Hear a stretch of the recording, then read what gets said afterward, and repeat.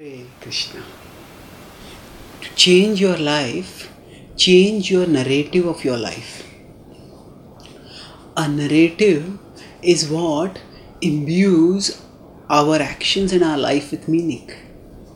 Suppose there are three people who are, say, carrying bricks, and we ask them, "What are you doing?" So one person says, "Oh, I'm just carrying this big burden." Second person says, "Oh, I'm earning my living for myself and my family." And the third person says, "Oh, I am building a temple, which will be a place where people will find peace and joy and get great happiness." So now the action is the same, but the meaning that it carries for them, that is different. And this is what narrative means. So our narrative of our life is important. Narrative is not in the sense of imagination or fiction. Narrative is more in terms of our understanding of what we are doing. All three of them were actually building a temple, but they did not understand that. They did not think of it that way. Their narrative was different. And if we want to change our life, sometimes when people think that, "Oh, if only I won a lottery. If I win a lottery, then my life would change." Yes, in some ways life may change. We may have more prosperity, we may have more material things. But actually, the problem is that if our narrative of our life is that we are material creatures and that material things will make us happy, then there will always be material things which we don't have and which we will aim for, and thus we will stay dissatisfied. So our narrative of our life will determine whether we become satisfied or not. Usually today we live in a society that is predominantly in the mode of passion. The mode of passion, or Rajoguna, is characterized by materialism, excessive materialism and excessive material cravings.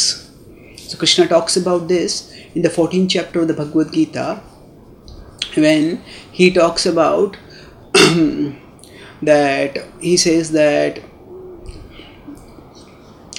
rajasastu phalam dukkham ajnanam tamasa phalam. So he says that rajasastu phalam dukkham, rajasa, the mode of passion, leads to distress.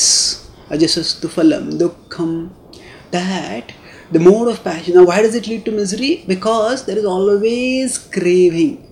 That there is the defining characteristic of the mode of passion is, Krishna talks about this earlier in 14.12. He says, "Lobha pravrittirarambha karmanam ashamah spruha rajasyetani jayante vivruddhe bharatarshabha." So he says, vivruddhe, when this rises, rajasya, when the mode of passion rises, then what happens? Lobha. The first characteristic is lobha. Lobha means greed. That I want that.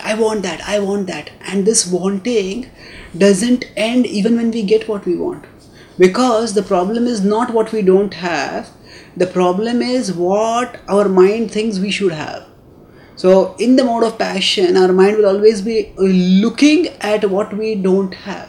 And no matter what we have, because of the mode of passion, the mind's vision will shift to what it doesn't have, and it will keep us in a state of dissatisfaction.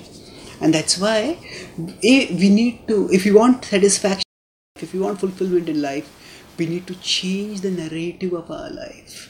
We need to understand that we are souls, we are spiritual beings. The Bhagavad-gita talks about this right at the start of the Gita. It's the first lesson in the Gita, that 2.13 it is said, "Dehi nosmin yatha dehe kaumaram yauvanam jara tatha dehantara praptir dhiras tatra namuhyate."